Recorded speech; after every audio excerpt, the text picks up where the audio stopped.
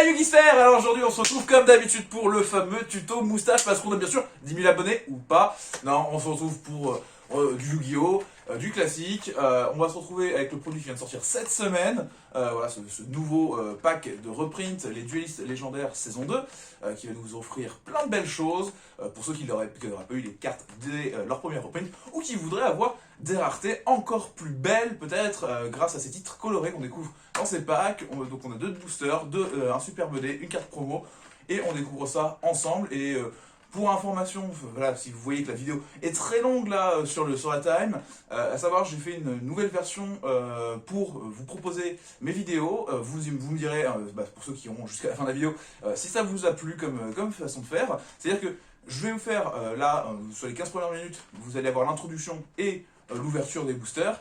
Et si vous voulez aller plus loin sur les effets des cartes, et vous aurez toute la suite qui sera coupée pour chaque archétype que je présente de façon unique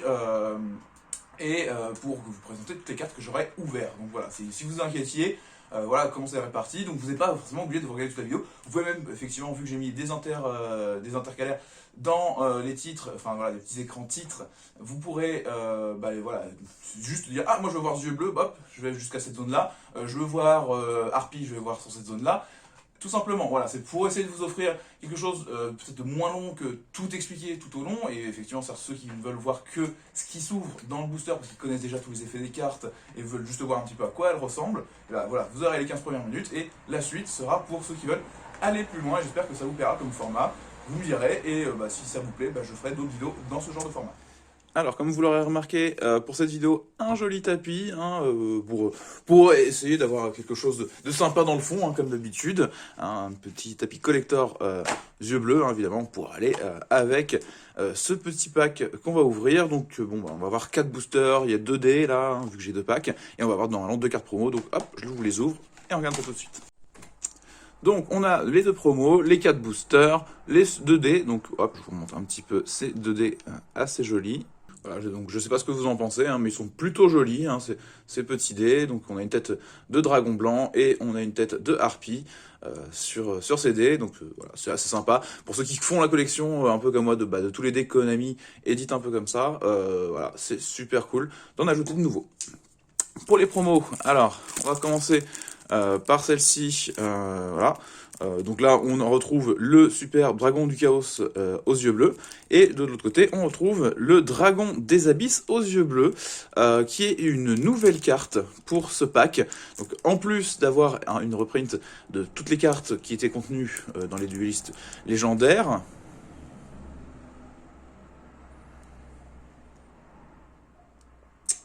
donc en plus voilà. Donc, en plus d'avoir toutes les cartes contenues dans les duellistes légendaires, les Sœurs de la Rose et les Dragons Blancs des Abysses, on va retrouver donc 2 nouvelles cartes. Voilà, donc là, moi j'en ai récupéré déjà une. Donc le Dragon des Abysses aux yeux bleus, donc une nouvelle carte des yeux bleus. Donc ça, c'est assez cool. Bon, le petit défaut, c'est qu'elle n'est pas tutorisable par une mélodie, mais sinon, elle est très sympa parce qu'elle va nous permettre de jouer autour de l'invocation rituelle ou de l'invocation fusion en nous permettant d'aller chercher ce qu'il faut dans le deck, tout simplement. Donc c'est plutôt cool et en plus ça peut nous permettre de booster nos monstres sur notre terrain. C'est voilà, un très très bon dragon tout de même. Je vous le présenterai un petit peu plus à la fin, quand je vous présenterai tout ce qu'on ouvrira au niveau des yeux bleus. Mais là, effectivement, déjà 2 cartes yeux bleus, donc qui vont très bien avec mon tapis. Hop. Donc voilà, à la fin de la vidéo, je montrerai un peu plus les cartes en détail. Là, je vais les montrer toujours en les tenant.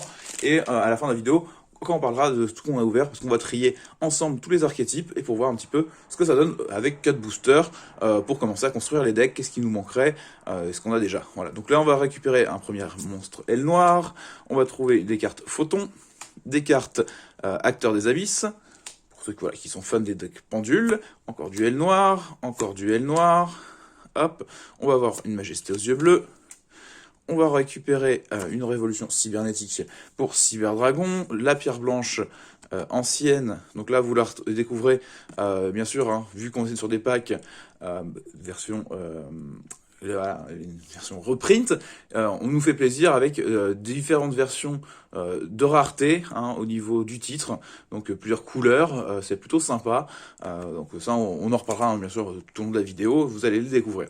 Le train à grande vitesse, donc pour l'archétype train, parce que je vous rappelle en fait on avait tous les archétypes de protagonistes féminines qui étaient contenus dans les Sœurs de la Rose, donc de chaque génération, c'était assez sympa de, voilà, de pouvoir récupérer ces archétypes qui sont très sympas à jouer, hein, voilà. Et là, on a récupéré le dragon blanc aux yeux bleus, hein, l'incontournable, hein, bien sûr. La floraison sombre de la rose. Donc là, ça c'est pour le deck dragon rose noir. Une harpie. Donc là, par contre, normalement, elle n'était pas imprimée, si je me trompe pas, dans le premier pack, puisqu'elle était sortie dans une édition à côté, si je me trompe pas, pour la chef d'orchestre. Donc voilà, la petite chef d'orchestre harpie, toujours sympa. Hop. On est là, ici, sur une fleur de la rose, les anges cyber, donc un petit deck rituel, les archères de la rose, des harpies, où est-ce que j'ai caché les harpies? Hop, là-haut. Un rose cloche révélation, et une danse de sérénade de clair de lune. Donc hop, encore un archétype différent. Deuxième booster, alors... l'arbalète rayonnante pour les ailes noires, un acteur des abysses, une dame harpie, on a ici la petite prêtresse aux yeux bleus, on redécouvre le volatile photon, hop, pour les photons, Kaibaman, l'incontournable, le protecteur avec des yeux bleus, le changement photon, donc là on a le dragon clair de lune rose noire, le dragon rose blanche. Donc voilà, hein, pour les petits, qui viennent aider le deck et faire ses invocations synchro, le dragon rose-rouge, l'amour de la rose, donc beaucoup de choses au niveau de la rose, Isana Ange Cyber, on découvre Marthe jaune clair de lune, le terrain de chasse des harpies, hein, un classique bien sûr, le paladin de la rose, le sinistérique et le jardin infernal. Donc là, pour les deux premiers boosters, c'est pas si mal. On a déjà une bonne vue d'ensemble de tous les archétypes. Hein, on voit bien déjà qu'il y a pas mal d'archétypes à récupérer. Et normalement, une fois que vous aurez récupéré, enfin vous aurez ouvert un peu tout le set, normalement vous avez la possibilité de monter vraiment tous ces archétypes presque au maximum de leur potentiel. Voilà, il faudra peut-être rajouter quelques cartes staple en dehors de les archétypes, mais sinon vous aurez déjà tout ce qu'il faut. Hein. Le Florégustion de destruction, un neutron, l'acteur des abysses douce Madonna, le mausolée blanc, l'esprit du dragon blanc, le L noir hostier vent du sud, le zéro galactique, pour le deck galactique qu'on n'avait pas encore vu, hein, qui normalement possède une nouvelle carte aussi ici. Ah, on découvre le dragon esprit aux yeux bleus dans une version en violette, hein, très jolie. Le dragon clair de lune rose noir dans une autre version encore. Donc c'est aussi la bleue. On redécouvre la rage aux yeux de bleu, donc ça c'est sympa, pour ceux qui ne l'avaient pas. L'Isana Ange Cyber, l'étincelle d'extase triangulaire, la fusion clair de lune, la harpiste harpie, donc une petite incontournable hein, du deck harpie, le sceau de la rose, la floraison de la plus sombre rose, l'égotiste élégant, et Ange Machine magnifique. Pour le dernier booster, alors le dragon d'appât, plutôt pour les yeux bleus, le spectacle des abysses théâtre fantastique, l'acteur des abysses figurant, la dame harpie 2, l'aile noire rafale de la bousarasque, l'aile noire Nothing de la lumière d'étoile, classique aussi, la dame harpie 3, la révolution cybernétique, ici le dragon solide aux yeux bleus, alors, effectivement avec toutes ces raretés, mais même, voilà, même avec ma nouvelle caméra, voilà, c'est un peu compliqué. Mais voilà, donc le nouveau dragon solide aux yeux bleus. Le dragon rose croisé, donc petit monstre lien pour les dragons roses. Donc le niveau 4 pour le deck photon, plutôt cool, pour ceux qui ne l'avaient pas éventuellement. La danseuse des épées clair de lune, hein, pour normalement avancer vers vos ETK à toute vitesse. L'élégance de la dame harpie. L'oiseau émeraude clair de lune, le tir de barrage, la rose splendide, le saut de la rose et une danse sérénade clair de lune.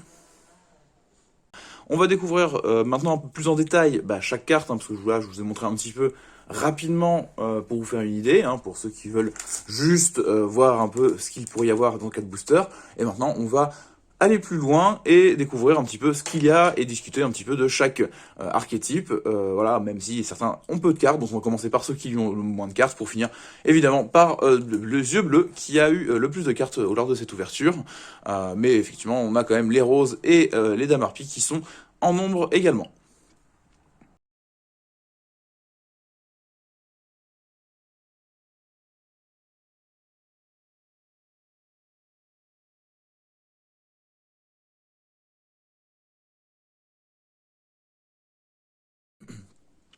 On va donc du coup commencer par Anna Kaboom avec l'archétype train, même si là on pourrait se dire que la SNCF est un peu en retard, encore une fois, parce que au final on n'a qu'une seule carte de l'archétype qu'on a ouvert, parmi celles qui pouvaient être disponibles dans le set, mais bon c'est pas très grave, c'est quand même plaisant d'en avoir toujours une.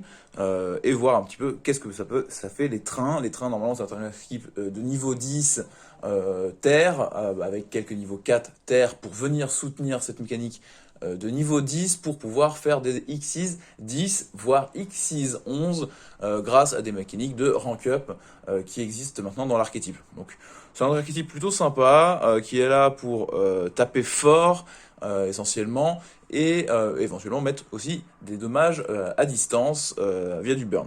Donc celui-ci, c'est une 3000, voilà, qui est niveau 10, bien sûr. Ne peut déclarer d'attaque, sauf si vous envoyez 2 autres cartes que vous contrôlez au cimetière. Vous ne pouvez utiliser chacun des effets de train à grande vitesse Super Express qu'une fois par tour. Si tous les monstres que vous contrôlez sont terre, machine, minimum 1, vous pouvez invoquer spécialement cette carte depuis votre main. Et durant line phase, si cette carte est dans le cimetière parce qu'elle y a été envoyée ce tour, vous pouvez cibler un monstre machine, train, grande vitesse Super Express dans votre cimetière, ajoutez-le à votre main.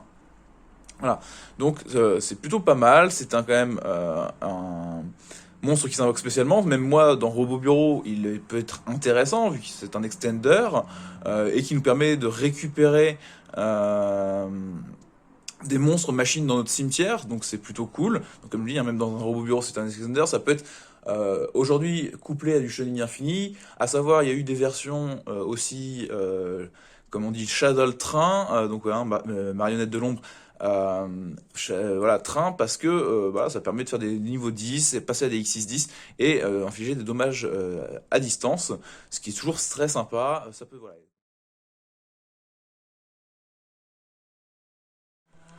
Alors, pour Cyberdragon, au final, pas beaucoup de choses non plus, juste une révolution cybernétique x2. Donc là, ça nous permet de sacrifier un monstre Cyberdragon et invoquer spécialement un monstre fusion depuis notre extra deck qui liste un monstre Cyberdragon comme matériel, mais il ne peut pas attaquer directement, il est détruit dans la phase du prochain tour.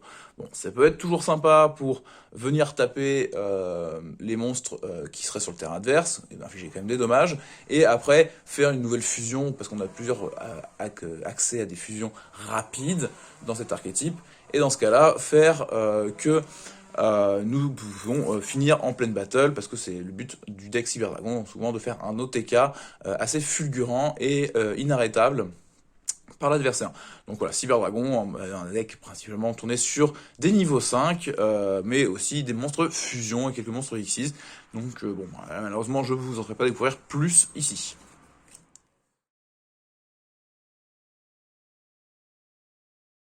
Alors, du côté des, euh, des Anges Cyber, bon, on n'a pas beaucoup de cartes non plus. On a 2 fois l'Ange Machine Magnifique et 2 fois Isana Ange Cyber. Donc le deck Ange Cyber, c'est un deck qui est tourné autour de l'invocation rituelle, voilà, comme vous pouvez le constater, avec un monstre rituel en face des yeux. C'est un deck qui tourne vraiment autour de ça et qui a plein d'accès facilités pour ça, de magie rituelle différentes et de façon d'aller chercher les matériels et les magies rituelles dans le deck plus facilement, surtout en plus avec maintenant les mécaniques d'incantation qui sont venues accélérer ce qu'on avait avec par le passé, de simples Manju, Sanju et ce genre de choses. Donc là, on a d'un côté l'ange machine magnifique qui est d'une magie rapide qui va nous permettre de sacrifier un de nos monstres rituels pour cibler un de nos monstres lumière elfe. Donc nos monstres rituels sont également lumière elfe, hein, mais ça peut être aussi un autre monstre, et lui faire gagner le niveau du monstre sacrifié x200 en termes d'attaque pour le combat, et en plus il ne sera pas affecté par les effets, enfin notre adversaire ne pourra pas activer les effets de ces monstres invoqués spécialement de l'extra deck durant la battle. Voilà, donc c'est plutôt pas mal. De l'autre côté, on a Isana qui est c'est pas voilà, c'est pas le premier Ange Cyber en termes de rituel, c'est un des plus récents, et qui nous dit que si cette carte est invoquée rituellement, vous pouvez faire envoyer à votre adversaire une magie piège qu'il contrôle au cimetière. Donc ça c'est toujours très sympa parce qu'on ne détruit pas la magie piège, on lui fait envoyer, donc c'est lui qui fait l'action, et ça peut solutionner dans certains cas, donc c'est pas trop mauvais. Lorsque cette carte attaque détruit un monstre de l'adversaire au combat et l'envoie au cimetière, vous pouvez activer cet effet. Cette carte peut faire une seconde attaque à la suite sur un monstre de l'adversaire. Donc c'est une 2500-2600, sachant qu'on a des possibilités de booster certains anges, enfin les monstres rituels, via les effets des plus petits monstres rituels qui, quand ils sont utilisés en sacrifice, peuvent booster l'attaque des copains. Ça peut être très sympa. Une fois par tour, lorsque votre adversaire active une carte ou un effet qui cible un monstre rituel Ange Cyber que vous contrôlez, vous pouvez mélanger un monstre rituel depuis votre cimetière dans le deck, et si vous le faites, détruisez une carte contrôlée par votre adversaire. Voilà, donc on a potentiellement un monstre qui attaque 2 fois, qui peut nous permettre de répondre un petit peu aux activations qui nous déplaisent chez l'adversaire, en remélangeant nos ressources dans le deck pour mieux les utiliser tout au long de la partie, et ainsi toujours avoir quelque chose à invoquer. Donc c'est quand même très sympa, même si voilà, on découvre pas beaucoup de choses. Ça vous donne voilà, un bon point de vue, je l'espère, de ce qu'on peut voir avec Ange Cyber. Effectivement, dans ce pack, c'est pas là où vous trouverez malheureusement le plus d'Ange Cyber au final. Ils n'ont pas tout réédité non plus par rapport à ce qu'il y avait, il me semble, dans Sceau de la Rose. Mais ça reste intéressant.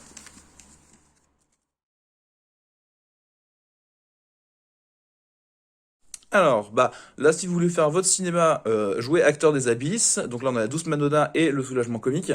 Alors, à savoir, les Acteurs des Abysses, là, il y a un petit peu plus de cartes, mais je vais pas pouvoir tout vous montrer non plus. C'est un deck pendule, voilà, essentiellement, qui joue avec aussi des magies continues, qui vont permettre un petit peu de faire le show avec l'adversaire. On va dire ça comme ça. C'est voilà, vu que c'est des acteurs, ils font un peu le show avec l'adversaire et jouent avec leurs effets. Ça peut donner des trucs très sympas. Il peut y avoir de très belles choses à faire. Voilà. Mais malheureusement, je peux pas tout vous présenter. Mais c'est voilà, c'est un bon archétype. Là, donc on a des scales 0, on a des scales 8, donc on a quand même pas mal de voilà. Vous pouvez vous douter que ça peut aller assez loin. On va lire un petit peu ensemble ce que ça fait, voilà, pour que je vous explique. Vous pouvez payer 1000 points de vie, ajouter un monstre pendule, acteur des abysses, depuis votre deck à votre main. Et aussi, vous ne pouvez pas invoquer spécialement de monstre pendule, acteur des abysses, exclut le reste de ce tour, même si cette carte quitte le terrain. Ah, donc là, c'est quand même la douce Madonna qui nous permet d'aller chercher un copain pour pouvoir remettre en échelle pendule ou en réinvoquer par ondulation. Toujours sympa. L'autre copain, lui, nous dit qu'il pourra cibler un monstre pendule, acteur des abysses que vous contrôlez et une carte contrôlée par votre adversaire. Et on échange le contrôle des deux monstres, puis détruisez cette carte. Donc là, voilà, vous savez que moi j'aime bien faire un peu de swap, pour certains. C'est toujours rigolo, c'est qu'on utilise un de nos monstres, on le refile à l'adversaire, on lui pique un de ses gros. Voilà,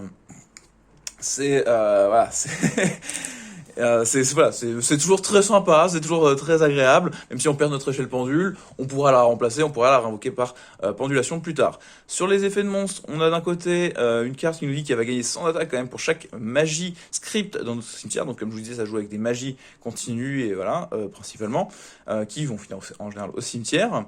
Et après, elle nous dit que lorsqu'un monstre pendule que vous contrôlez est détruit au combat, vous pouvez invoquer spécialement cette carte depuis notre main. Donc ça permet d'avoir des solutions en tour adverse, éventuellement, hein, toujours, en plein combat, hein, pour éviter de mourir, hein, comme on dit.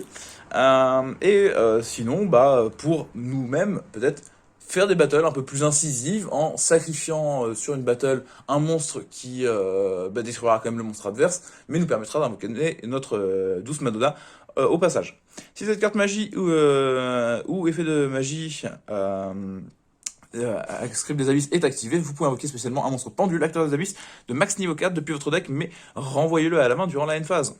Voilà, ça c'est aussi très sympa, hein. C'est-à-dire qu'une fois qu'on l'a invoqué plutôt par pendulation vu son niveau, une fois qu'elle est sur le terrain, ça nous permet de vraiment nous amuser et d'avoir de plus en plus de monstres sur notre terrain pour voilà, faire que on tienne une bonne compagnie à notre adversaire, hein, en général. Et de l'autre côté, on va avoir un monstre un peu plus faible, mais qui nous dit qu'on ne reçoit aucun dommage de combat d'attaque impliquant cette carte. Donc ça c'est plutôt pratique. Et une fois par tour, durant votre stand-by phase, donnez le contrôle de cette carte à votre adversaire. Et une fois par tour, si le contrôle de cette carte face recto change, activez cet effet. Le propriétaire de cette carte peut détruire une magie script posée dans la zone magie piège. Voilà, donc ça c'est un petit monstre très rigolo parce qu'il change de camp. Il fait changer de camp des monstres, il peut changer de camp lui-même, il empêche la prise de dommages des combats avec lui, sachant que c'est un monstre pendule qu'on pourrait faire venir un peu tous les tours. Ça, c'est très, très agréable, même s'il y a eu un peu les lignes qui sont passées par là et qui gênent encore un peu les pendules, c'est pas mal. Alors là, on découvre les deux autres cartes qui nous restaient dans l'archétype, donc l'acteur des abysses figurant et le spectacle des abysses théâtre fantastique, donc un monstre de niveau 1 et une magie de terrain. Donc sur le monstre, on a un effet pendule qui nous dit que si votre adversaire contrôle un monstre, vous pouvez invoquer spécialement cette carte depuis votre zone pendule. Donc c'est quand même un monstre qui devient tout de suite un extender, qui est un niveau 1, qui nous permet de faire Link Kuribo. Ça, c'est toujours très sympa, très amusant. D'autre part, il nous dit que vous pouvez sacrifier cette carte, placer un monstre pendule, acteur des abysses, depuis votre deck dans votre zone pendule. Et aussi, le reste de ce tour, vous ne pouvez ni invoquer spécialement de monstre acteur des abysses, ni activer l'effet de pendule de acteur des abysses figurant. Voilà. C'est bon, c'est plutôt cool. C'est plutôt cool. Ça permet d'aller chercher éventuellement Manoda. Donc on l'invoque, on met Manoda et après comme ça nous permet d'aller rechercher encore un monstre et puis avoir une autre scale et faire une invocation pendule. Donc c'est plutôt bien. Sur la magie de terrain, elle nous permet de révéler un monstre pendule acteur des abysses et une magie script des abysses depuis notre main et ajouter une magie script des abysses depuis notre deck à notre main de noms différents de la magie révélée. Donc, si on a déjà quand même des choses complémentaires en main, on continue, on va chercher ce qu'il nous faut en plus. Tant que vous contrôlez un monstre pendule acteur des abysses, invoqué par pendulation, les effets de monstres activés par votre adversaire deviennent détruisez une magie posée contrôlée par votre adversaire. Et c'est là où ça devient intéressant, cette magie de terrain qui était assez attendue pour les joueurs de l'archétype. Comme je vous disais, vu que l'archétype joue avec beaucoup de magie continue, c'est-à-dire que les magies pièges continus de l'archétype acteur des abysses vont avoir des effets quand ils sont détruits par les effets de l'adversaire. Et des effets qui sont très très forts. Voilà, ça nous permet d'invoquer des monstres, ce genre de choses, de piocher à gogo. Donc faire que les effets de l'adversaire deviennent que détruire les magies pièges, et ça nous protège nos monstres, ça nous protège des OTK, ça réduit un petit peu les effets adverses, ça l'empêche de faire des tutos. C'est vraiment très très sympa. Voilà, c'est pour ça que l'archétype est voilà, un archétype que je peux vous conseiller.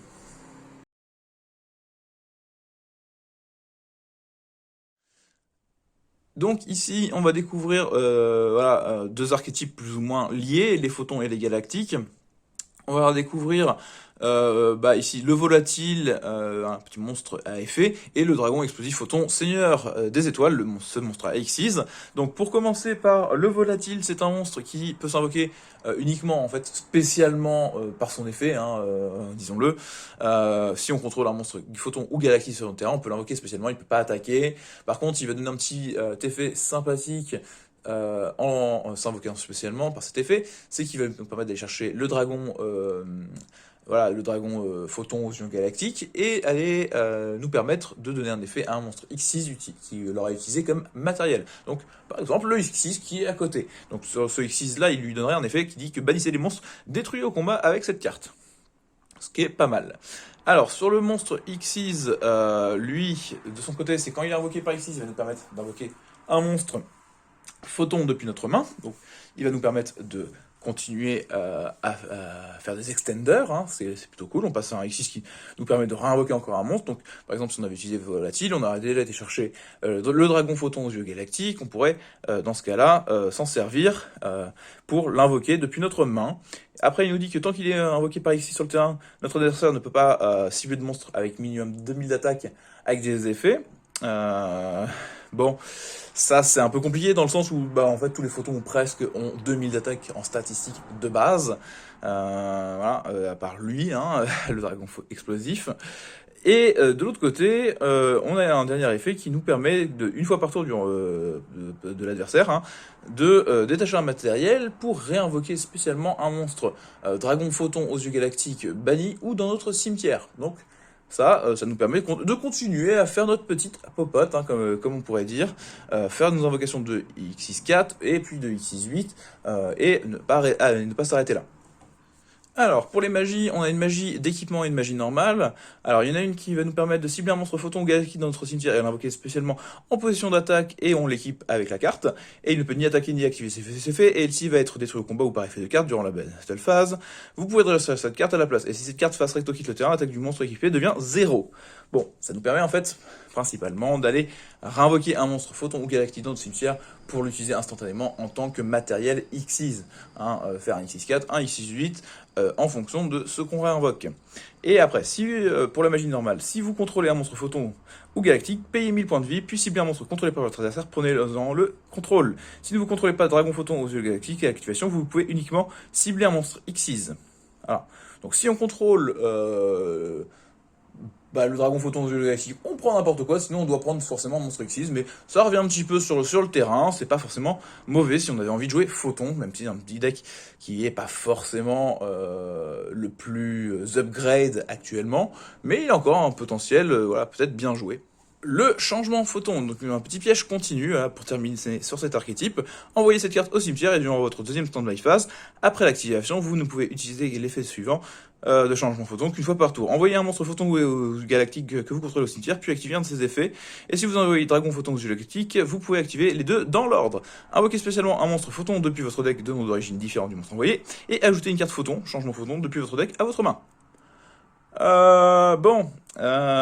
C'est quand même, hein, si vous le remarquez, si on a le X6 qu'on a vu tout à l'heure qui nous permet à son invocation d'aller, voilà, on a le volatile, on invoque le volatile, on invoque le X6, on invoque spécialement le dragon, on le sacrifie avec le changement photon.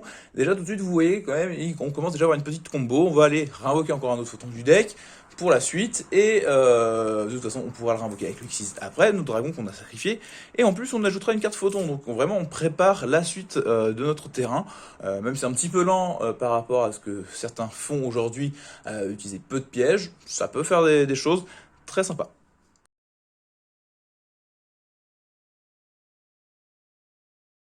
Donc on découvre maintenant les ailes noires, donc un petit archétype noir corbeau, on peut le dire. C'est un archétype qui est basé pour faire principalement de la synchro, hein, vu il vient de Crow dans 5DS. Donc on va découvrir plein d'effets un peu différents. Et on va voir ça tout de suite pour ces deux monstres par exemple.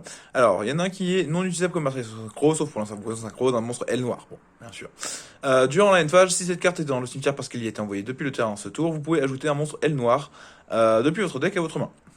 Voilà, donc un petit Pinaki qui nous permet à la fois de faire que de synchro, évidemment, aile noire, mais d'aller chercher quand même des cartes de son archétype pour continuer un petit peu à jouer par la suite. Donc c'est pas trop mal, sachant qu'il a 1200 d'attaque, donc c'est plutôt bien pour la magie continue aile noire qui nous permettra d'aller chercher la suite en général.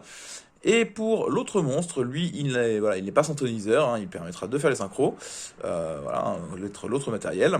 Si vous ne contrôlez aucune carte, vous pouvez invoquer spécialement cette carte depuis votre main. Si un monstre de votre adversaire attaque un monstre aile noire que vous contrôlez, le monstre attaquant perd 300 d'attaque durant la damage step uniquement. Ah.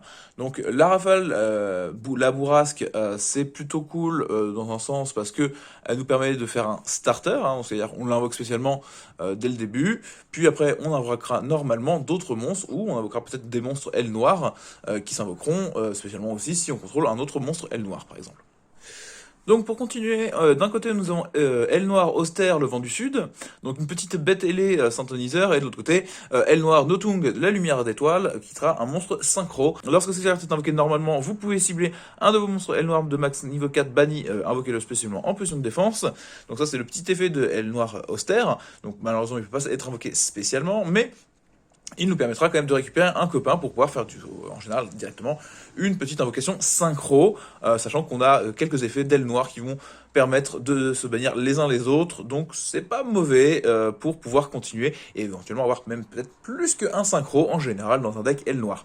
Donc après on place un nombre de compteurs aile plume noir sur un dragon aile sombre que vous contrôlez égal au nombre de cartes contrôlées par votre adversaire, et placer un compteur QRA sur chaque monstre face recto contrôlé par votre adversaire qui n'en a pas. Donc là c'est en plus un monstre qui nous donne des compteurs, à la fois soit des compteurs comme on l'a vu un plume noir, et de l'autre côté les compteurs cuirasse en fonction de si on a invoqué tel ou tel monstre de l'archétype qui demande l'un ou l'autre, voilà, dans les monstres synchro, qui nous permettra d'avoir des effets plus ou moins bénéfiques, plus ou moins néfastes pour l'adversaire.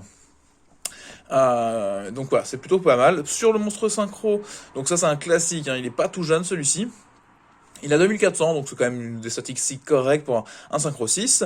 Il nous dit que si cette carte est invoquée spécialement, on affiche 800 points de dommage à notre adversaire, puis un monstre face recto contrôlé par notre adversaire perd 800 d'attaque def. Ça c'est quand même plutôt bien, hein, ça commence à nous permettre d'attaquer dans le vif, comme on dit.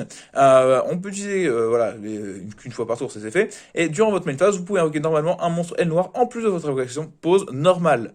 Donc voilà, là c'est là où vous comprenez peut-être l'effet maintenant de austère, c'est-à-dire qu'on va invoquer un premier monstre aile noire qui va nous permettre d'aller chercher, grâce à la carte continue, un autre monstre aile noire synthoniseur. On fait un premier synchro dans Notung. On a un des monstres qui va être banni, général dans la loupe.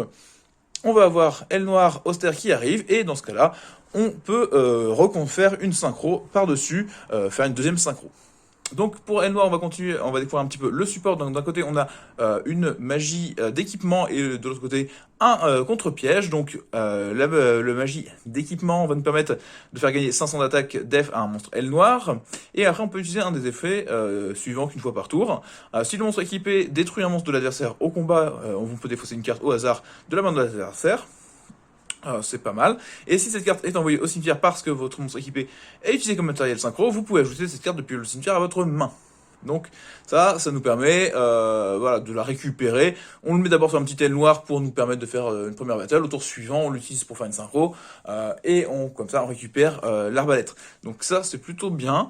De l'autre côté, le contre-piège va nous permettre de dire que lorsqu'un monstre de l'adversaire active son effet, vous pouvez envoyer un monstre aile noire face recto que vous contrôlez au cimetière, annuler l'activation, et si vous le faites, détruisez-le. Puis vous pouvez invoquer spécialement un dragon aile sombre depuis votre extra deck. Et si vous contrôlez dragon aile sombre ou un monstre synchro aile noire, vous pouvez activer cette carte depuis votre main. Donc c'est quand même un contre-piège un petit peu bourrin et assez moderne, qui nous permet de contrer directement depuis notre main si on contrôle déjà des monstres synchro, et donc de nous prémunir même pendant notre tour facilement, et sinon de bloquer un peu l'adversaire pendant son tour, et en plus d'invoquer un gros copain. C'est pas forcément mauvais, hein, c'est un très bon contre-piège, voilà, même s'il demande un sacrifice. Mais qu'est-ce qu'un sacrifice quand on a lu l'adversaire et après on invoque notre monstre?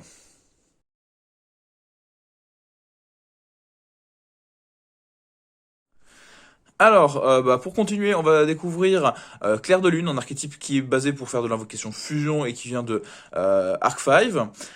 Cette piège continue nous permet de dire que lorsqu'un monstre de l'un ou plusieurs monstres fusion sont invoqués par fusion sur notre terrain, on peut cibler un de ces monstres et appliquer ses effets dans l'ordre. D'abord, on va invoquer spécialement un jeton niveau 4 2000-2000 sur le terrain de notre adversaire, et la cible gagne 500 d'attaque pour chaque monstre contrôlé par notre adversaire, même si cette carte quitte le terrain. Donc là, ça nous permet en fait de mettre des monstres éventuellement sur le terrain adverse, parce que les monstres clairs de lune peuvent avoir des tendances à attaquer plusieurs monstres adverses sur la même battle, donc c'est pas forcément dérangeant. En plus, il gagne 500 d'attaque pour chaque monstre de l'adversaire. Donc imaginez, on file un monstre à 2000 chez l'adversaire, mais notre monstre, si notre adversaire avec 4 monstres, on va gagner 2000 aussi. Donc c'est pas forcément dérangeant dans les calculs, bien au contraire. Et après, durant notre main phase, vous pouvez bannir cette carte depuis le cimetière, envoyer une carte depuis votre main au cimetière, et si vous faites, invoquer spécialement un monstre clair de lune depuis votre deck. Donc voilà, ça c'est plus une carte pour repartir, hein, voilà, repartir sur un petit chat bleu, hein, généralement, ou ce genre de choses, et relancer la machine au tour suivant. Après, on va découvrir donc deux monstres, donc la marthe jaune, clair de lune, et l'oiseau émeraude. Donc là, pour la marthe, si cette carte est dans votre main ou cimetière, on peut cibler une carte clair de lune que l'on contrôle, elle-même exclue, hein, on la renvoie à la main, et si on le fait, on invoque spécialement cette carte en position de défense, mais on la bannit lorsqu'elle quitte le terrain. Et si cette carte est envoyée au cimetière par un effet de carte, vous pouvez ajouter une magie piège clair de lune depuis votre deck à votre main. Donc la Marthe va nous permettre de s'invoquer spécialement à la place d'un autre monstre. Si elle est envoyée au cimetière par un effet de carte, donc pour une question de fusion, on pourra continuer à aller chercher des magies pièges de l'archétype, ou même d'autres effets de carte que fusion. Donc c'est pas mauvais, c'est des bêtes guerriers à savoir, donc ça peut marcher avec des Tenki. À côté de ça, donc l'oiseau émeraude va nous permettre de dire que si ces cartes sont invoquées normalement ou spécialement, on peut envoyer une carte claire de lune depuis notre main au cimetière, et si on le fait, on pioche une carte.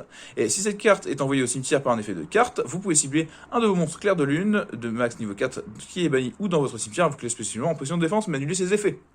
Donc là, si vous voyez, déjà les deux cartes en elles-mêmes vont faire des combos l'une avec l'autre. C'est-à-dire que on va avoir l'oiseau émeraude qui va dire il arrive, on défausse la Marthe, on renvoie l'oiseau dans la main,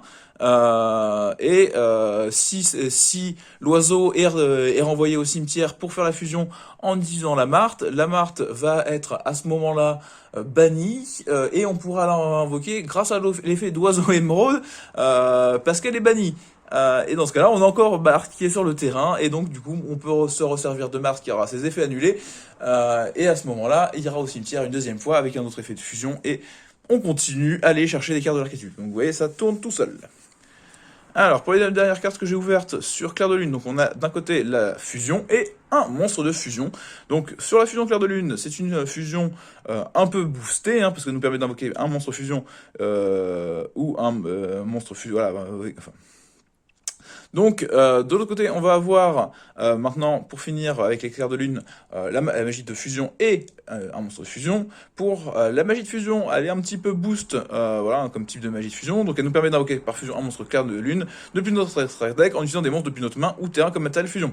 Et là, si notre adversaire contrôle un monstre qui a été invoqué spécialement depuis l'extra deck, donc comme sur les marionnettes de l'ombre, et ben on va pouvoir utiliser aussi un monstre clair de lune depuis notre deck ou extra deck comme matériel fusion. Donc là, c'est encore plus intéressant parce que ça peut être aussi de l'extra deck, sachant que en fait, certains monstres fusion clair de lune demandent d'autres monstres fusion dans le nom de leur demande. Donc là, pour utiliser directement depuis l'extra deck, ça va nous avancer énormément les choses. Donc, on va découvrir maintenant un petit peu ce que peut faire une fusion clair de lune. Uniquement invocable par fusion, gagne 200 d'attaque pour chaque monstre bête guerrier qui est banni ou dans les cimetières. Votre adversaire ne peut pas cibler cette carte avec des effets de carte, et durant votre main phase, sauf le tour où cette carte a été envoyée au cimetière, vous pouvez bannir cette carte depuis votre cimetière, puis cibler un monstre fusion que vous contrôlez jusqu'à la fin de ce tour, il gagne 3000 d'attaque. Bon, c'est pas mal, c'est pas mal. Donc là, c'est un gros bébé qui va taper à 3000 et plus, vu qu'on va avoir des matériaux qui vont être au cimetière ou bannis. Ah, et ça en deux coups de cuillère à peau, donc c'est pas trop mal. Et puis après, on pourra s'en servir pour booster un autre monstre de fusion. Peut-être justement celui qui sera intéressé par la fusion clair de lune, et c'est fait d'envoyer de l'extra deck au cimetière. Mais on découvrira peut-être clair de lune sur ma chaîne une autre fois.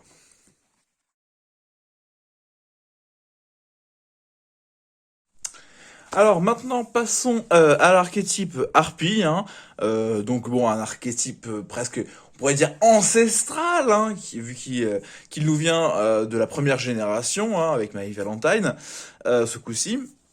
Alors bon, on retrouve évidemment les classiques, avec la dame harpie 1, la dame harpie 2. Donc vous les aviez déjà pu les récupérer par le passé. En plus, en ce moment, ces derniers temps, il y a eu les Lost Art sur les harpies qui étaient là. Donc c'est quand même assez cool.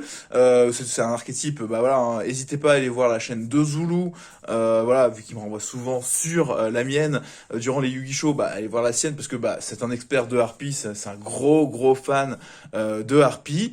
Donc voilà, si vous voulez les versions en tenue, collante danseuse, vous avez les versions TCG, puis vous avez les versions OCG maintenant qui viennent via les Lost Art.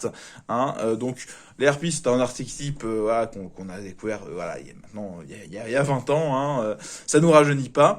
Donc on a un archétype de bête ailée avec la dame harpie 1 qui va être souvent une des plus jouées avec la cyber harpie, hein, dans les harpies, plus que la dame harpie 2. Celle-ci va nous faire gagner 300 d'attaque à tous nos monstres vents, donc c'est pas forcément inintéressant, hein, parce que cumulé, on arrive vite à des choses intéressantes. Par contre, chose à noter sur les dames harpies, c'est toujours que elles sont toujours considérées comme dames harpies, et donc du coup, ça c'est une des plus grosses restrictions qui existent dans Yu-Gi-Oh! Il y a peu de cartes qui ont ce côté-là. C'est effectivement presque une question de judge, on va dire. C'est effectivement le fait que les dames harpies sont considérées comme dames harpies. Enfin, la dame harpie 1, la dame harpie 2, la dame harpie 3, la cyber harpie, sont toujours considérées comme dame harpie, le monstre normal, où qu'il soit. Donc, ça veut dire que ce soit dans notre main, dans notre deck, hein, même. Donc, ça veut dire que même sur une decklist, on peut pas jouer plus que 3 dames harpies.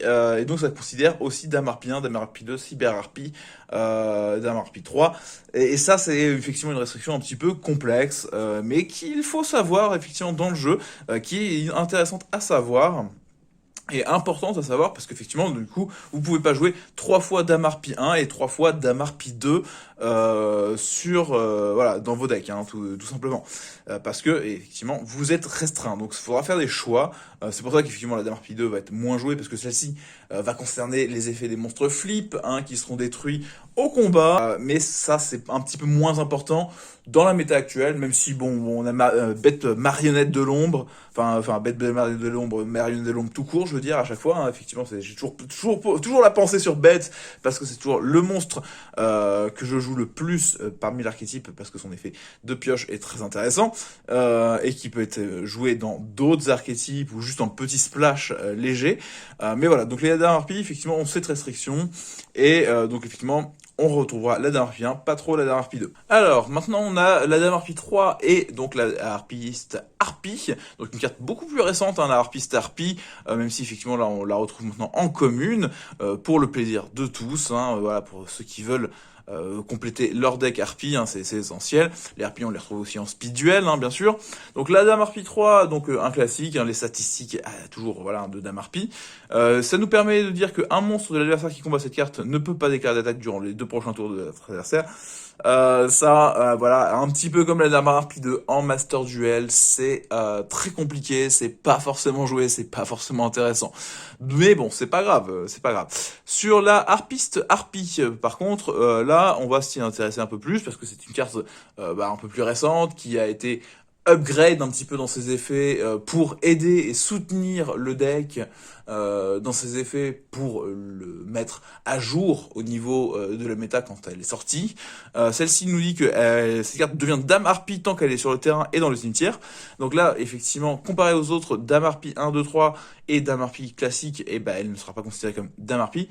Sur la decklist. Donc on pourra la jouer celle-ci en x3 en compagnie d'un mix différent avec voilà, les Dame Harpie 1, 2, 3 et Cyber Harpie.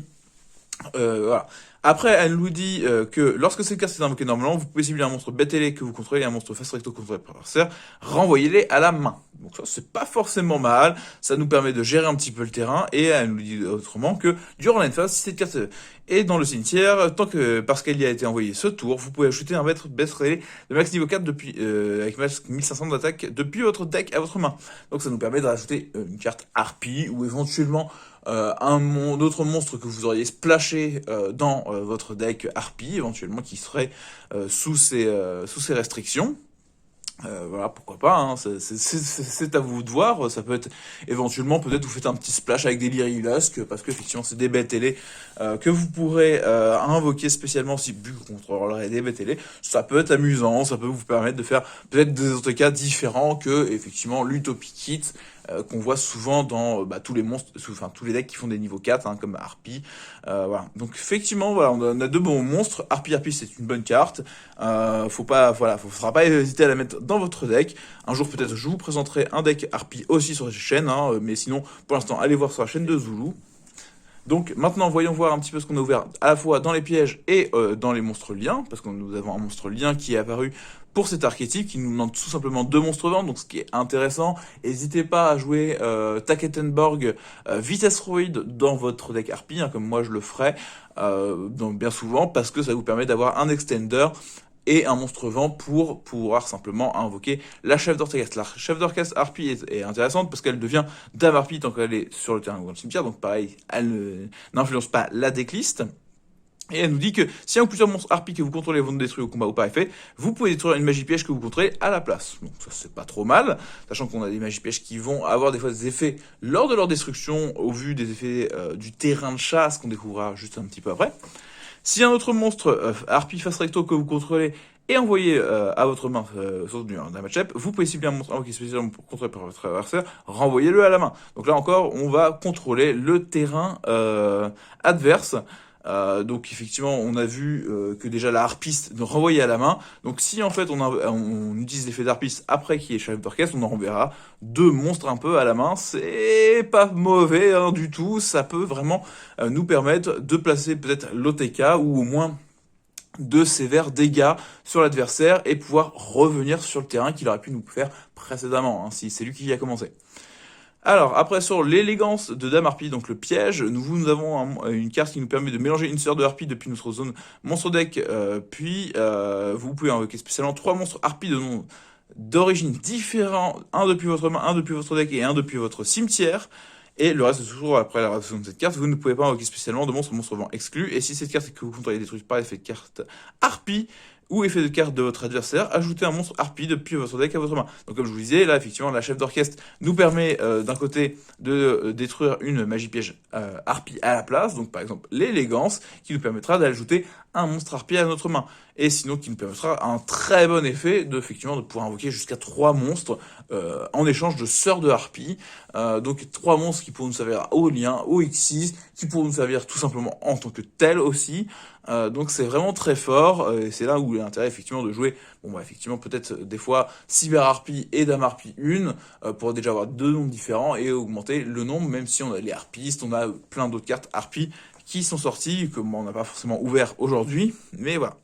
Maintenant, on va découvrir des classiques, donc l'étincelle d'extase triangulaire et l'égotiste élégant. Alors là, le classique de chez classique, hein, voilà, enfin vraiment 2 cartes ancestrales de ce deck. Donc l'égotiste élégant qui nous permet de dire que si Dame Harpie est sur le terrain, on invoque spécialement une Dame Harpie ou Sœur Harpie depuis notre main ou deck, alors, surtout du deck, hein, en général, on va toujours invoquer du deck, sachant qu'effectivement Dame Harpie 1, 2, 3, Cyber Harpie sont considérés comme Dame Harpie également dans le deck, hein, vu que ça marche pour la decklist. Donc on pourra les invoquer également, donc pouvoir booster avec Dame Harpie 1, 2, 300 tous nos monstres vents, c'est pas forcément mauvais, hein, ça peut très vite, avec quelques calculs mathématiques, nous permettre de placer un ETK. Et sinon, on a l'extase, voilà, hein, l'étincelle d'extase triangulaire qui nous permet de dire que jusqu'à la fin du tour, l'attaque de toutes les sœurs de Harpie actuellement sur le terrain deviennent 2700 et votre adversaire ne peut activer de carte piège et aussi annuler tous les effets de piège de votre adversaire sur le terrain. Donc là, on met notre adversaire un petit peu en PLS pour essayer de passer l'OTK hein, de façon voilà, originelle. Donc on fait effectivement une égotiste élégant, on sort une sœur de Harpie hein, ce coup-ci, et on la fait passer à 2007. Et si on arrive à en avoir plusieurs de sœurs de Harpie, et ben on aura plusieurs monstres à 2007 et ça commence à devenir très fort. Après, il faudra noter sur l'égotiste élégant que voilà, vu que il faut qu'on contrôle une Dame Harpie, c'est là où est l'intérêt de Harpiste Harpie ou le lien qui nous permettait de dire que sur le terrain, elles sont considérées comme telles. Donc, on pourra activer l'égotiste élégant même avec notre monstre lien ou Harpie Harpiste et pas juste Harpie, Dame Harpie classique ou 1, 2, 3 cyber. Voilà. Alors maintenant, on va passer à 2 autres cartes magie. Donc la Dame Harpie en formation de Phénix et le Sinistérique. Donc voilà, une magie normale et une magie continue. Alors sur la Dame Harpie en formation Phénix, c'est une carte peut-être un peu plus ancienne qui nous permet de dire que si on contrôle 3 Dame Harpie et ou sœurs de Harpie, donc ce qui est assez facile, comme vous pouvez le voir grâce au fait que les Harpies qui ne sont pas considérées comme telles dans le deck peuvent l'être sur le terrain ou le cimetière, donc ça peut être facile à assembler. On cible aujourd'hui, hein, surtout. Ça nous permet, voilà, ça peut être facile à assembler aujourd'hui. On permet de cibler autant de monstres contrôlés par votre adversaire que possible, mais pas plus que la somme de Dame Harpie et Sœur d'Harpie que vous contrôlez. Et détruisez les cibles, et si vous le faites, infligez des dommages à votre adversaire égaux à la plus haute attaque d'origine parmi ces monstres détruits. En cas d'égalité, vous choisissez. Donc là, c'est effectivement, on rase un petit peu le terrain adverse, et on inflige des dommages à notre adversaire. C'est quand même pas forcément mal. Par contre, il y a quand même une restriction qui nous dit qu'on ne peut pas invoquer spécialement de monstres depuis le main deck ou extra deck, ni mener notre base phase le tour où on active cette carte. Alors ça c'est très restrictif et malheureusement à l'heure d'aujourd'hui c'est compliqué de pouvoir vraiment s'en servir, à part si on a vraiment juste la volonté de raser son terrain parce qu'on arrive à vraiment pouvoir l'empêcher de rejouer au prochain tour et nous faire mettre un OTK. Hein. Mais là sinon voilà, c'est un peu compliqué. Mais sinon, on a le Sinistérique qui est lui un peu plus intéressant actuellement. Alors, lorsque cette carte est activée, vous pouvez ajouter un Égotistes élégant depuis votre deck ou cimetière à votre main. Donc le Égotistes élégant, vous l'avez vu juste avant. Durant la end phase, si cette carte est dans le cimetière parce qu'elle y a été envoyée depuis la main ou terrain ce tour, ajoutez max 3 harpies de noms différents les unes des autres depuis votre deck à votre main. Et là, ça, c'est une carte qui est déjà beaucoup plus actuelle dans son effet, beaucoup plus forte dans son effet, parce qu'on a effectivement vu que déjà le monstre lien nous permettait de détruire nos magies pièges, mais on a d'autres solutions qui vont arriver juste après, hein, bien sûr, quand je vais vous présenter le terrain. Et donc là, on a une carte qui nous permet d'aller préparer un prochain tour. Voilà, si on a réussi à se protéger sur notre premier tour, nous préparer un prochain tour très très fort qui nous permettra de gagner normalement à coup sûr parce qu'on va chercher quand même 3 cartes qui nous permettent de lancer, relancer et voilà et d'installer un terrain monstrueux très facilement. Donc, pour répondre à l'explication de Sinistérique, et ces cartes qui demandent la destruction par effet harpie, et ben on a le terrain de chasse des harpies, donc un classique hein, avec ces pauvres petits Ojama qui subissent le fouet hein, de Dame Harpie, comme on pourrait le dire, même si on n'a pas découvert le fouet. Mais voilà, donc ce terrain est très très fort parce qu'il nous permet à la fois de faire gagner 200 d'attaque def à tous nos monstres BTL, ce qui est jamais mauvais. Il est tutorisable, bon, à la fois par toutes les cartes classiques pour récupérer nos magies de terrain, mais il y a aussi des cartes inhérentes qu'on n'a pas vues aujourd'hui pour aller chercher le terrain depuis une carte Harpie elle-même qui se défausse pour cela. Et donc si Dame Harpie ou Sœur de Harpie sont invoquées normalement ou spécialement, le joueur qui mène l'invocation cible une magie piège sur le terrain, le joueur détruit la cible. Ça c'est extrêmement fort.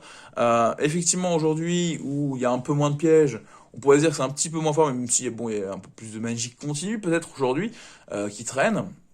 Dans plein de méta, c'est extrêmement fort de pouvoir dire que grâce à notre magie de terrain, chaque invocation de Harpie nous permet de faire un typhon d'espace mystique chez l'adversaire ou éventuellement chez nous pour activer des signes hystériques.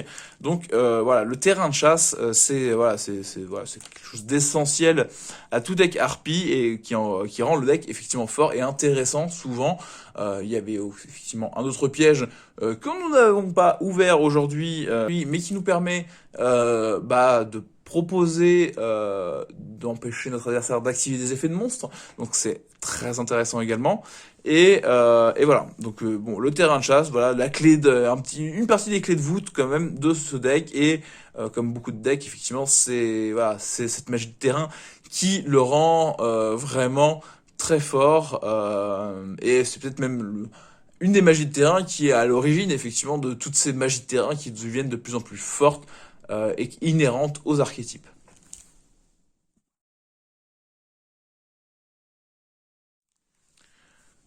Vous avez les yeux bleus? Alors peut-être cette partie va vous intéresser.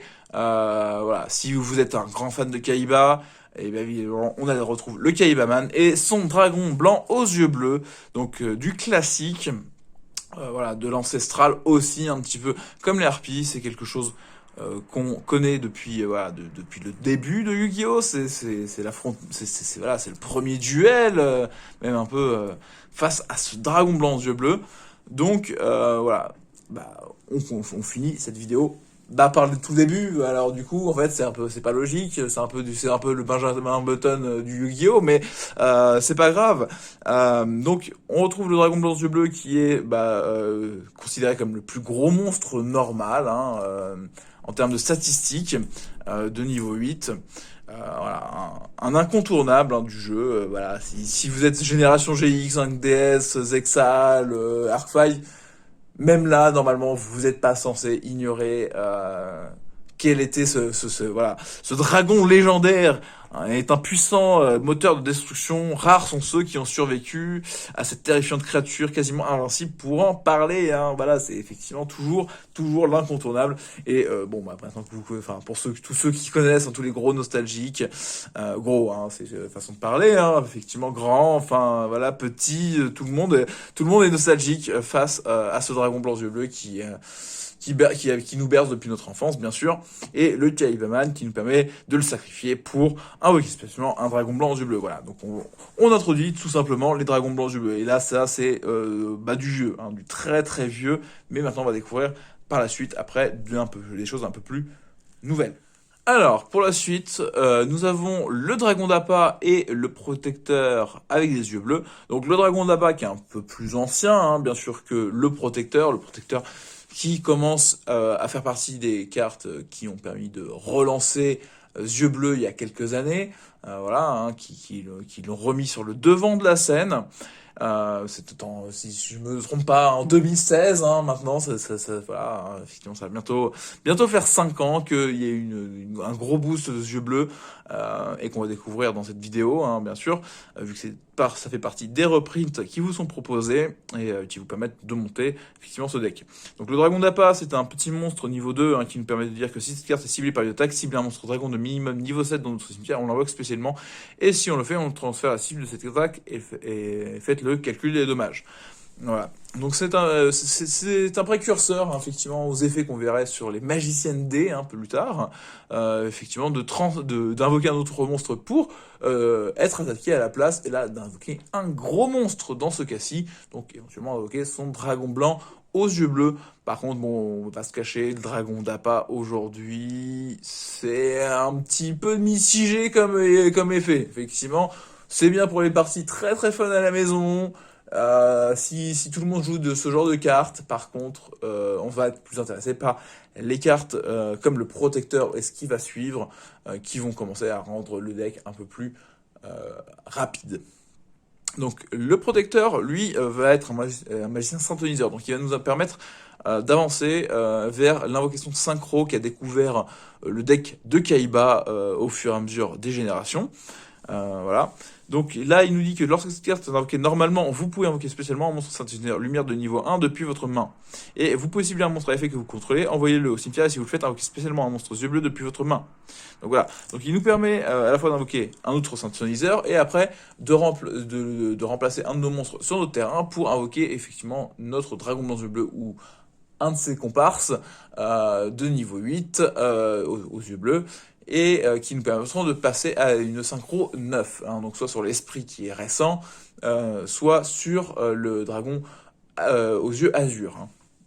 Alors, dans les monstres qu'on peut invoquer éventuellement avec ce fameux petit protecteur, on aura la prêtresse qui est arrivée en même temps que lui, et la pierre blanche ancienne, qui sont également deux nouvelles versions, hein, pour nous rappeler l'histoire de Dragon Blanc Yeux Bleus, hein, dans la story, avec cette prêtresse, hein, qui nous rappelle un petit peu c'est cette demoiselle aux yeux bleus, hein, dans le principe, qui était apparue précédemment, et la pierre blanche ancienne qui fait suite à la pierre blanche légendaire. Donc sur la prêtresse, ce synthoniseur-ci nous permet de dire que lorsque cette carte, ou un effet qui cible cette carte est activé, effet rapide, vous pouvez envoyer un monstre à effet que vous contrôlez au cimetière, et si vous le faites, ajoutez max 2 monstres yeux bleus de noms différents depuis votre deck à votre main. Et si cette carte est dans votre cimetière, vous pouvez cibler un monstre aux yeux bleus que vous contrôlez, mélanger dans le deck, et si vous le faites, invoquer spécialement cette carte. Donc là, c'est effectivement, vous voyez, une nouvelle forme de demoiselle aux yeux bleus.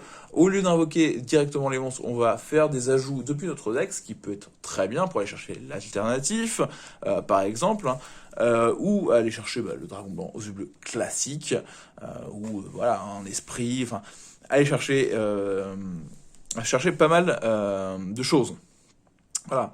Après, de l'autre côté, on a la pierre blanche ancienne, qui est la nouvelle version, hein, comme je disais, de la pierre blanche légendaire. Celle-ci, au lieu d'ajouter tout simplement un monstre dragon blanc aux yeux bleus depuis notre deck quand elle est envoyée au cimetière, elle nous permettra, à la fin du tour, si elle a été envoyée au cimetière, d'invoquer spécialement un monstre yeux bleus depuis notre deck, donc dragon blanc yeux bleus, mais aussi les monstres qui sont similaires.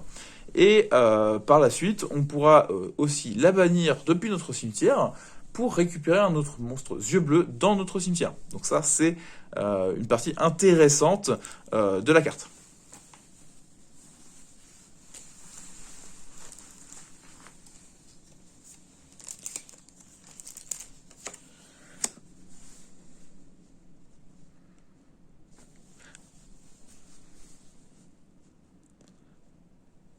Alors maintenant, pour que vous voyez un petit peu ce que c'est que des monstres qui peuvent être considérés comme yeux bleus, voilà, on va découvrir l'esprit du dragon blanc et le dragon solide aux yeux bleus. Donc l'esprit du dragon blanc qui nous dit qu'il est toujours traité comme une carte yeux bleus. Donc là, effectivement, voilà, sur le principe, même dans une decklist, il serait considéré comme un monstre yeux bleus. Mais il ne gênera pas, comparé aux harpies qu'on a vu juste avant, sur ce principe. Donc ça, c'est voilà, ces petites notions, comme je vous dis, arbitrales, qui peuvent vous être utiles, hein, effectivement, parce que, bah voilà, pour écrire vos skills proprement quand les événements reprendront. Donc l'esprit du dragon blanc, c'est une 2500-2000 qui nous dit qu'elle est toujours traitée comme un monstre normal tant qu'elle est dans la main ou cimetière. Donc là, ça devient intéressant pour les hurlements d'argent, par exemple, qui vont nous permettre de réinvoquer spécialement un monstre normal depuis notre cimetière. Donc on pourra le réinvoquer grâce à ça. Et lorsque cette carte est invoquée normalement ou spécialement, vous pouvez cibler une magie piège contrôlée par votre adversaire, bannissez-le. Et si votre adversaire contrôle un monstre, effet rapide, vous pouvez sacrifier cette carte, invoquer spécialement un dragon blanc aux yeux bleus depuis votre main. Donc, ce qui est intéressant avec l'esprit, c'est que à la fois, on va l'invoquer éventuellement sur la pierre blanche ancienne qu'on vient de voir juste avant, pour en bannir une carte magie piège adverse. Et de l'autre côté, c'est que s'il est ciblé par un effet d'adverse pour le détruire, on pourra éventuellement chaîner et nous permettre d'invoquer un dragon blanc à la place pour éviter qu'il soit détruit par exemple ou banni cet esprit. Alors après sur le dragon solide aux yeux bleus, c'est un monstre un peu plus récent, celle-ci en plus on l'a dans une rareté un petit peu atypique. Il nous dit que si cette carte est invoquée normalement ou spécialement, vous pouvez cibler un monstre face recto contrôlé par votre adversaire, annuler ses effets. Ah là on est intéressé, effectivement. Ça nous permet, pareil, de l'invoquer sur une invocation de pierre blanche et d'annuler les effets d'un monstre adverse. C'est pas forcément mauvais. Et lorsque votre adversaire active une carte ou un effet rapide, vous pouvez mélanger cette carte depuis le terrain dans le deck et si vous le faites, invoquer spécialement un dragon blanc aux yeux bleus depuis votre deck. Donc là, pareil, on continue à un petit peu remplacer des cartes. Pour invoquer le dragon blanc s'il est ciblé et le protéger, ce dragon solide, en nous mettant ce fameux 3000-2500. Alors, maintenant découvrons un petit peu les magies aussi qui sont liées à cet archétype yeux bleus. Donc on a de côté le flot réjouissant de destruction et la magie avec des yeux bleus, donc une magie normale et un magie rapide. D'un côté, on va avoir une carte qui nous permet de contrôler en disant que si on contrôle le dragon blanc aux yeux bleus, on détruit tous les monstres contrôlés par notre adversaire. Et dragon blanc aux yeux bleus que vous contrôlez ne peut pas attaquer le tour où vous activez cette carte. Donc le flot de réjouissant, au moment où il est sorti, était un petit peu moins intéressant, je trouve, qui peut l'être aujourd'hui, où on va facilement remplacer notre dragon blanc aux yeux bleus par un monstre synchro, un monstre Xyz, un monstre lien. Et donc dire que cette restriction n'est pas si grave, sache surtout quand on voit la facilité qu'on a aujourd'hui d'invoquer un dragon blanc aux yeux bleus. Alors, ça va nous permettre en une ou deux cartes, enfin plutôt en deux cartes, hein, parce que lui, il faut quand même qu'il y ait le feu régissant, mais de nous permettre de raser ce terrain adverse et revenir et placer cet OTK normalement en remplaçant ce dragon blanc aux yeux bleus directement. Parce qu'aussi, on a oublié, mais il y a aussi les fusions qui peuvent entrer en compte. Alors, d'un autre côté, on a la Majesté avec les yeux bleus, qui est un support un peu plus récent que le Flow, vu qu'elle arrive dans le support de 2016, qui nous permet de dire qu'on envoie un monstre aux yeux bleus depuis notre main ou deck au cimetière, et on cible un monstre face recto sur le terrain. Il ne peut pas attaquer tant qu'il est face recto sur le terrain. Voilà, donc ça, c'est pour contrôler éventuellement en tour adverse, éviter l'OTK et forcer l'adversaire à remplacer éventuellement un monstre qui nous dérange si vous voulez placer l'OTK avec celui-ci. Donc c'est une carte intéressante dans une certaine mesure. Alors, par la suite, on a un neutron et mausolée blanc, donc des cartes aussi qui ont été ajoutées par la suite. Un neutron un peu plus tardivement que mausolée blanc, hein, qui date de l'upt avec le protecteur et la prêtresse, par exemple. Donc le mausolée blanc est une magie de terrain qui nous permet de dire que durant notre main phase, on peut invoquer normalement un synthoniseur lumière de niveau 1 en plus de notre invocation pause normale, et on ne peut gagner cet effet qu'une fois par tour. Et une fois par tour, on peut cibler un monstre face recto que vous contrôlez et un monstre normal depuis notre main au deck au cimetière. Si vous le faites, le monstre gagne une attaque def égale au monstre envoyé x 100 jusqu'à la fin de ce tour, même si c'est les cartes qui quittent le terrain. Et vous pouvez bannir cette carte depuis votre cimetière, ajouter un flot résistant de destruction depuis votre deck à votre main. Donc le mausolée blanc a quand même beaucoup d'effets, hein. Comme vous pouvez le remarquer, comme une pour magie de terrain. Il ne nous permettra pas d'ajouter directement les cartes yeux bleus, heureusement, parce qu'il y a un moment, le deck a suffisamment de tutos comme ça, mais il nous permettra de jouer autour de ces invocations synchro, en nous octroyant la possibilité d'avoir ce synthoniseur en plus de notre invocation normale. Donc on fait un Kaibaman, on fait son effet, on invoque notre monstre synthoniseur et on fait notre invocation synchro. Éventuellement, bon là c'est quand même une main un peu compliquée, bon, on a beaucoup mieux aujourd'hui, mais dans le principe ça serait un peu ça. Voilà, et de l'autre côté, de booster notre monstre, et surtout d'aller chercher le flot résistant qu'on a vu juste avant. Donc c'est pas si mal, voilà, il y a pas mal de choses à faire avec ce mausolée blanc. Alors de l'autre côté, on a un neutron qui nous dit qu'on cible un dragon ultime aux yeux bleus, invoqué par fusion que vous contrôlez, et ce tour il peut faire une deuxième et troisième attaque durant chaque battle phase, et aussi lorsqu'il attaque, les cartes et les effets de votre adversaire ne peuvent pas être activés jusqu'à la fin de la damage step. Alors, bon, bah là, effectivement, on a un monstre qui peut taper jusqu'à 3 fois durant chaque battle phase. Alors, pour ceux qui se posent toujours la question peut-être de ce texte un petit peu complexe de pourquoi durant chaque battle phase c'est précisé voilà, pourquoi cette précision, c'est que il y a une vieille carte piège qui octroie 2 battle phases à son adversaire, qui pourrait toujours être joué, on ne sait jamais comment, mais et qui nous permettra du coup d'attaquer 6 fois parce qu'on nous a autorisé 2 battle phases. Donc là ça devient très intéressant, mais bon, n'y comptez pas trop à ce que votre adversaire vous offre 2 battle phases. Mais voilà, c'est quand même une carte assez amusante qui nous permet effectivement de rendre le dragon ultime classique un peu moins inintéressant, même si on a eu déjà une version upgrade de celui-ci qui nous permettait plus ou moins par elle-même de faire aussi ces 3 attaques, hein. Mais il faut contrôler que lui sur le terrain pour le faire. Donc voilà, c'est pas mal, c'est des bonnes cartes. Après ça peut alourdir, je vous cache pas, quand même votre decklist, donc ça sera utilisé avec parcimonie. Il faudra bien faire quand même vos choix pour éviter de faire ce qu'on appelle une brique. Alors, pour continuer et bientôt avoir fini sur cette vidéo et les yeux bleus, donc on a d'un côté la rage des yeux bleus, cette magie rapide, et le dragon esprit aux yeux bleus, le monstre synchro. Donc on va continuer sur les magies vu qu'on était parti pour ça. Cette magie va nous permettre de dire qu'on bannit face verso cette carte et autant de cartes que possible depuis notre main, terrain et cimetière. Et si on le fait, on invoque spécialement max 3 exemplaires de dragon blanc aux yeux bleus depuis notre deck, et on ne peut invoquer ni normalement ni spécialement de monstre dragon blanc aux yeux bleus, exclut le reste, le tour où on active cette carte. C'est quand même très compliqué. Ça nous permet d'avoir effectivement 9000 de patates sur le terrain, mais si on n'a pas fait Raigeki avant, c'est quand même pas forcément la folie. Si on a fait Raigeki et que c'est passé, qu'il n'y a pas de piège en face, ouais, c'est une bonne carte. C'est une très très bonne carte. Dans l'autre sens, sinon c'est vraiment tendu de jouer cette carte. C'est une carte très récente. pas mauvaise, hein, mais effectivement, voilà, il vous faut votre orage foudroyant ou votre Raigeki trou noir pour faire le ménage avant de commencer à jouer cette carte. Après, on a le dragon esprit aux yeux bleus. Donc là, je vous parlais plusieurs fois de synthoniseur et donc de synchro. Donc ce monstre est un niveau 9 qui nous dit que aucun joueur ne peut invoquer spécialement minimum 2 monstres en même temps.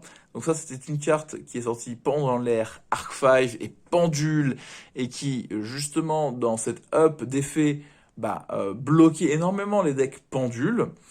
Mais ne bloquez pas forcément que les effets pendules, parce que elle nous dit aussi que une fois par tour, lorsqu'un effet de carte dans le cimetière est activé, effet rapide, vous pouvez annuler l'activation. Donc là encore, on se retrouvait bloqué pour les decks qui utilisaient leur cimetière, hein, comme les decks Abyss Ardent, qui voyaient leurs effets annulés. C'était pas forcément très rigolo.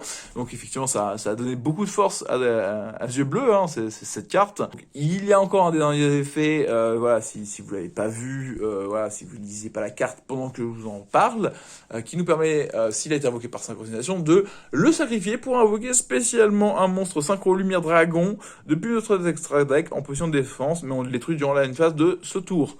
Alors là, c'est complètement fumé parce que à la fois il bloquait les invocations adverses. Une fois qu'on avait bloqué une première fois l'effet de cimetière, si notre adversaire voulait le détruire, en réponse, on le sacrifie, on invoque un azur qui rend tous nos dragons indestructibles pendant 2 tours. C'était vraiment mais ça l'est toujours complètement stupide comme façon de faire, mais très efficace. Donc voilà, je vous le conseille. Je vous conseille effectivement vivement de pouvoir rentrer un petit dragon esprit aux yeux bleus dans votre extra deck si vous jouez aux yeux bleus, parce que il mérite le détour. Alors pour finir avec les yeux bleus et cette présentation des cartes contenues dans les boosters que je vous ai ouverts, pour ceux qui sont été jusqu'à là, on a d'un côté le dragon des abysses aux yeux bleus et le dragon du chaos aux yeux bleus. Donc le plus ancien, ça va être le dragon du chaos aux yeux bleus, parce que son petit compagnon à gauche là, c'est un petit nouveau. Alors, on va lire un petit peu ce que fait ce monstre rituel qui est une deuxième version rituelle pour le deck yeux bleus. Donc on a eu le dragon du chaos max aux yeux bleus, et maintenant on a le dragon du chaos aux yeux bleus, donc un peu moins fort peut-être, qui nous dit qu'il peut être invoqué rituellement avec forme du chaos, mais pas forcément que ça. Elle est uniquement invocable rituellement, donc c'est-à-dire qu'on ne pourra pas faire un monstre reborn dessus. Votre adversaire ne peut pas cibler cette carte avec des effets de carte, et aussi, elle ne peut pas être détruite par des effets de carte de votre adversaire. Si cette carte était invoquée rituellement en utilisant dragon blanc aux yeux bleus, lorsqu'elle déclare une attaque, vous pouvez changer la position de combat d'autant de monstres par votre adversaire que possible, et si vous le faites, l'attaque def de ces monstres changés deviennent 0, et aussi cette carte attaque un monstre en position de défense ce tour, infliger des dommages de combat perçants. Donc on avait le dragon du Chaos Max qui nous permettait d'avoir une 4000-0 qui pouvait faire des doubles de dommages perçants doubles et d'être indestructible par effet. Là on a un gros pâté qui sera quand même à 3000, qui passera aussi sur tous les monstres adverses, elle les fera passer à 0, et qui fera la place à son grand frère, hein, le Chaos Max, dans les faits. Donc on attaque une première fois avec celui-ci, on passe les monstres adverses en défense à 0, on inflige 3000, et puis on arrive avec Chaos Max qui inflige 8000 du coup, parce qu'il fait des dommages doublés avec ses petits 4000 de force. Donc voilà, une très bonne version, hein, un très bon monstre rituel dans les monstres rituels dragons. Et à côté, on a le dragon des abysses aux yeux bleus. Donc là, c'est une carte toute nouvelle. Comme je vous l'avais déjà dit, elle nous permet de jouer autour des invocations rituelles et fusion. Parce qu'elle nous dit que si cette carte est invoquée spécialement, vous pouvez ajouter une magie rituelle ou polymérisation depuis notre deck à notre main. Et après, durant votre end phase, vous pouvez ajouter un dragon de minimum niveau 8 depuis votre deck à votre main.